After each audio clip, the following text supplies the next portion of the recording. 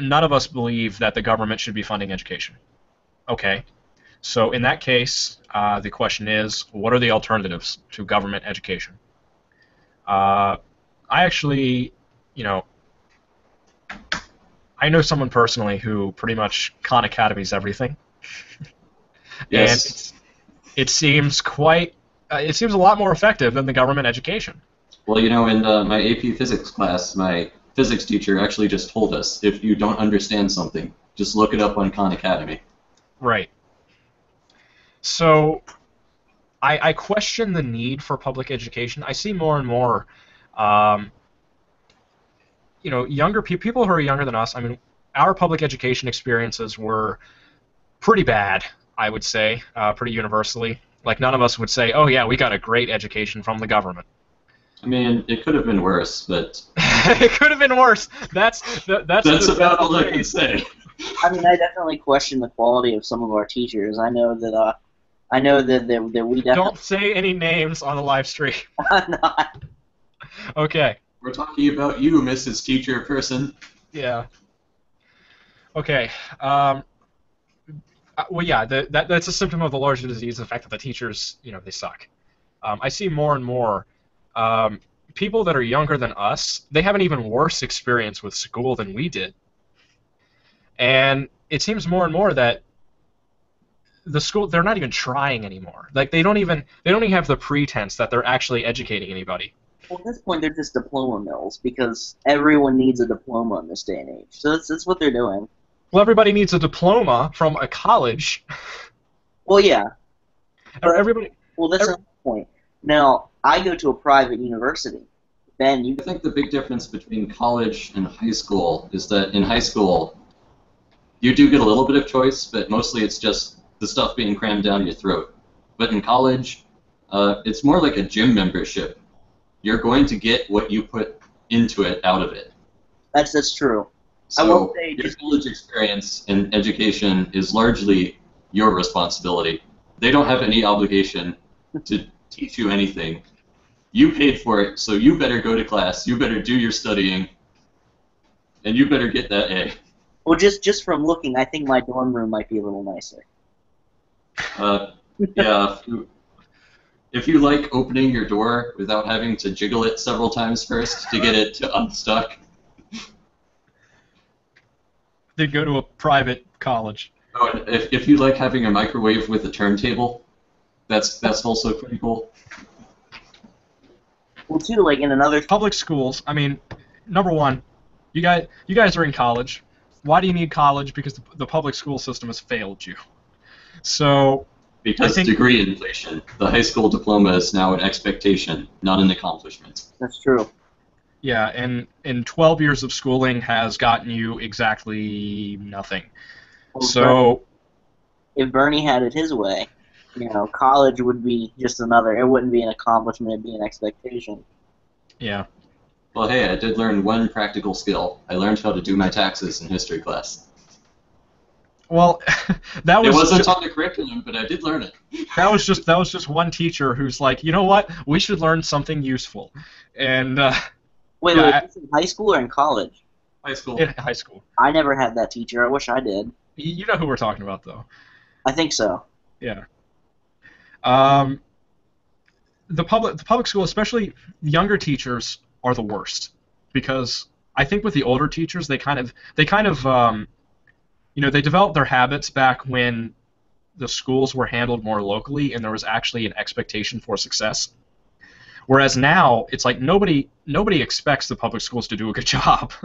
So there's no like work ethic in the, I don't want to say all teachers, but it seems like most, especially younger teachers, are like this. That they just they don't they haven't developed the habits which would make them a good teacher. They grew up in an era where the schools suck. Everybody knows the schools suck. Everybody expects the schools to continue to suck. And on top of that, the federal government has been exerting more and more control over the local level of schooling, which means that they have less and less control to teach how they want. So they just kind of, if there is a good teacher out there, they usually get hammered into submission by the system. It's highly discouraged to go your own way as a teacher. You got to follow the curriculum, which no one cares about, and you gotta have your kids take the standardized tests, which no one cares about. Yeah. With my experience talking with people who are in the teaching programs, just the sheer level of bureaucratic nonsense that you have to go through to qualify as a teacher, I can't imagine anybody who doesn't like completely love teaching as part of their life would ever want to go through that. Because it's not like teaching has great benefits. I mean, the one thing, I guess, is you have summer off. But other than that, the pay sucks. You have to deal with all of these administrative restrictions all of the time. Why would you want to do that? Yeah, and I think short of just abolishing government funding for schools altogether, I think everyone here would also agree with me that a voucher system would be a lot better, in that instead of the government directly spending the money for the schools, you could give a voucher to parents, and the parents could choose how they want to educate their kids. And yes, it's true, some parents would do a terrible job and probably, send their kids to some terrible, terrible school and they wouldn't get educated. But the fact is, 99% of the kids now are going to some terrible, terrible school and wouldn't get educated. So it would be a humongous improvement if private schools and public schools were allowed to compete, if there was actually some focus on performance. So if the kids weren't getting educated, then the parents could just send them to some school that would educate them. I do not think that we need more government funding for schools. We need less. We need less government involvement in schools, especially schools. If I could choose one thing for the government to get out of, it would be schools, because that would solve a lot of problems. They're just propaganda centers, and if you don't believe me, I'll use Tom Woods' example. What if Walmart ran the schools? They would hear about how great Walmart is, and Walmart puts food on the table. They'd have pictures of the Walmart executives on the wall. You'd be expected to pledge allegiance to the flag of Walmart every morning. Everybody would agree, yeah, Walmart would probably do that. But when the government does it, they're like, oh no, the government would never do that. Yeah, I think that might actually have been a small influence in me turning libertarian in the first place. Is back in elementary school, of course, we got the beautified version of our country's history, where the government was never at fault, and Christopher Columbus was this great explorer who discovered America. And then you Googled it. As they expect you to have already gotten used to that image of your country, then they go back and say, well, wait a minute, that's not entirely true. Well, okay, I want you to take, for example, you hear when we learn, World War II, we hear about the Nazi concentration camps. There's no doubt about that. How many times have you heard in your history classes about the Japanese internment camps? Yeah, those were very severely downplayed. Yeah, they're mentioned in passing, like FDR interned the Japanese, but we won World War II. You see? Oh, and there's a Supreme Court case on it, so that was the thing. Moving on. Yep. Next chapter. Yeah, no questions, please. That won't be on the test. It might be a bonus question, but don't count on it. Yeah, I mean, the version of history, if you need more proof that the schools are propaganda centers, the version of history we always get is that there was laissez-faire Hoover who caused this Great Depression, and then FDR came in and saved everyone. If you look at the actual timeline and the actual people, FDR continued Hoover's policies. He just doubled down on them. So the Great Depression, which we actually had a worse depression in 1920 through 21, which was over in like a year. The Great Depression lasted 12 years by the lowest measure and 15 years by higher ones. So at what point, by what standard do you say, well, what FDR did worked? Because we had the longest and worst Great Depression in U.S. history under the FDR regime. But according to the history textbooks, but you don't understand, it would have been a lot worse if FDR didn't institute the New Deal. By what standard can they claim that? I kind of imagine the situation being the free market is driving a car, and it's starting to drift over a little bit. So the government comes over and grabs the wheel and then just yanks it all the way over to the other side of the road. And then you go over Like, in a sure, ditch, we might and then the have- car tumbles, and then you're spinning around. Like, sure, it's possible that we could have fallen off the cliff if the free market had taken us in that direction. But moving us on the other side of the cliff isn't going to make it any better. Yeah. It reminds me of that saying, the government will break your legs, give you a wheelchair, and say, hey, without us, you wouldn't be able to move. Well, and too, like another thought of it from the non-economic standpoint is look at the War of 1812. If you remember, our history textbooks teach us that it was a stalemate, and that because no land was changed, that pretty much nothing happened. And that Great Britain burned down the White House. and you know, the War of 1812 was just a tie. In fact, it was actually good for America because it forced us to produce our own goods. And it's, The British inadvertently helped us by cutting off free trade Hooray! and enforcing protectionism. it's like, no. Britain and Canada, they kind of wiped the floor with us. Yeah, I want to bring up, while we're on that topic, I'm going to bring up probably the most untouchable section of the history textbooks, which is the Civil War. Oh, God.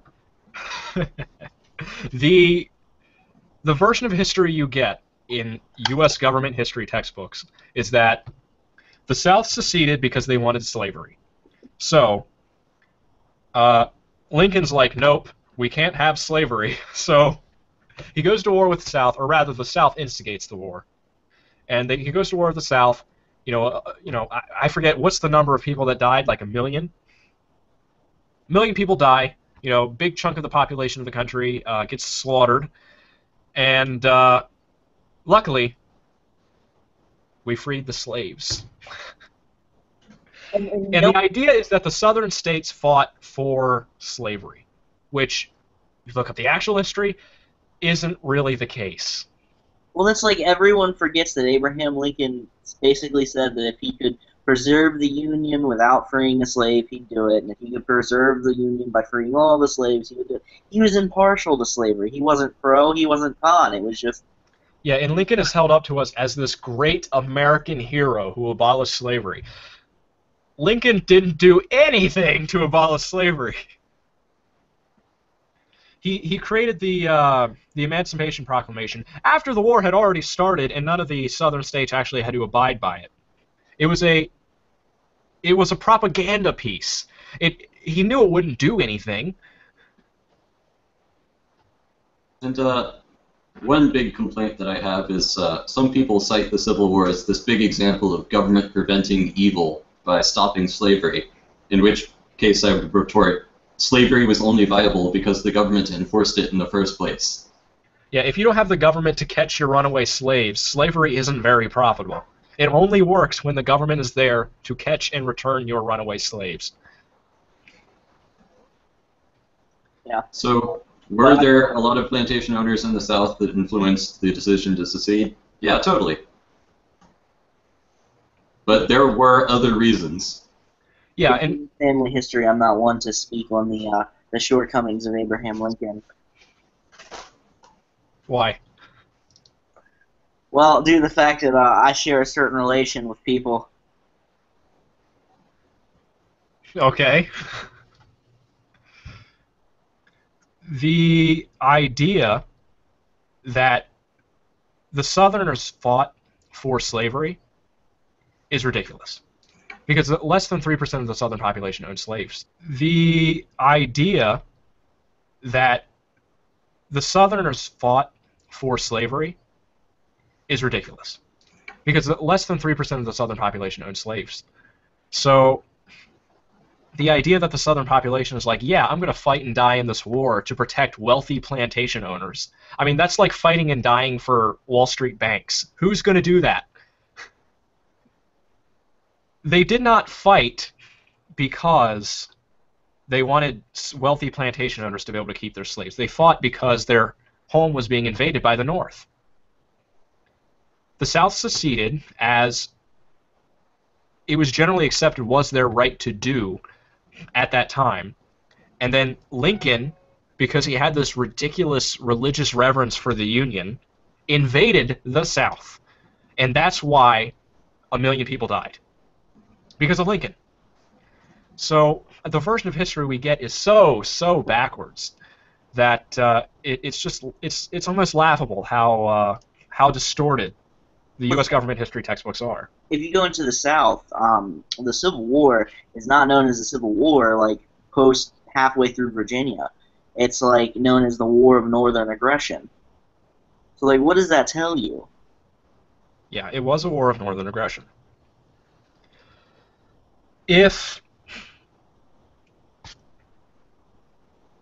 Slavery was dying anyway. True. Slaves were becoming less and less profitable to have because division of labor. So, and obviously, farm equipment, which makes them, less needed on the farm. Slavery was going to die anyway, and if Abraham Lincoln did not go to war with the South to preserve the Union, it had nothing to do with slavery. President Lincoln himself said it had nothing to do with slavery. It was all about preserving the Union, which he had religious reverence for. If he had not done that, slavery would have gone away on its own. 1 million people wouldn't have died. We'd probably be a lot better off now. As far as, maybe we'd have a divided United States of America. Maybe a few states would have joined the Union again. What difference does it make other than the fact that a lot of the southern states wouldn't have to pay 30% federal taxes? I do not see... Out of economic necessity, it would be pretty likely that they would have just rejoined at some point. See, that's my thought, because economically, the South biggest export being cotton was not going to be able to stand on its own. I think absolutely. I guess the what's the word I'm looking for? Free trade wasn't as well understood back then as it is now as a positive thing. The mainstream people in government now all agree that free trade is a good thing. Back then, they were just as protectionist. The average population was just as protectionist as it is now, but they didn't have the econometricians to, guide government policy. So, maybe so, maybe not. But, by 1860, it was a different world than it was in 1760. So I would not be surprised if a lot of the states didn't rejoin the Union, even though, even if they did want to have free trade with, the United States of America. Let's say Georgia. Georgia wanted to have free trade with the United States of America. I would say that it's a lot more feasible because railroads and things like that. You don't have as many highwaymen, things like that. It's a lot easier to have free trade with another nation without being part of that nation than it was 100 years prior. I think probably the main motivation, if they did rejoin the United States, would be political, just so that they could avoid war in the future. Especially, again, to take the example of Georgia, if all the surrounding states rejoined the Union, Georgia would be forced to rejoin the Union because they wouldn't have foreign powers surrounding them on all sides. Yeah, I know that's the reason several of the colonies joined the Union in the first place. Right, yeah. Because there was basically a declaration of, well, if you don't join, we're just going to declare war on you and take you over. Right. So, any other... This diverted really far from public education. Yeah, so going back to that in middle school, I had a locker in the 6th grade wing, and I don't know why they decided to divide up the wings by grade. But they did. So I had a locker in the 6th grade wing, I had a class in the 6th grade wing, and then my bus would park outside immediately near the 6th grade wing. But of course, because I was a 7th grader at the time, I couldn't take the 6th grade exit. I had to walk to the entire other side of the school to take the 7th grade exit, and then walk the entire rest of the way back to get to my bus. The middle school that I went to the first time around was very violent. The schools are basically prisons, except more violent. I mean, I generally agree with the assessments that they're pretty much daycare. Yeah, I mean, a lot of parents use them that way. Schools are just daycare where other kids beat up on your kid. And maybe if you're lucky, you'll get a good teacher that'll actually teach them something. Maybe. Probably not. They'll forget it over the summer anyway. Yeah. Put my money where my mouth is. I donated to Khan Academy last time they had a fundraiser. Really? Yeah. That's impressive. They even sent me a nice little email saying thank you. Wow. If only I got a thank you email from the government for paying taxes. That would be cool. Yeah, it's more like an FU email. Yeah, if you don't pay those, a guy with a gun will show up at your house and Yeah, threaten you. Don't resist, you'll get shot dead. But no, taxes are not theft. And on that note, we'll end this segment of the show. And we will... Matter of time before they summon the army in. I'm probably on the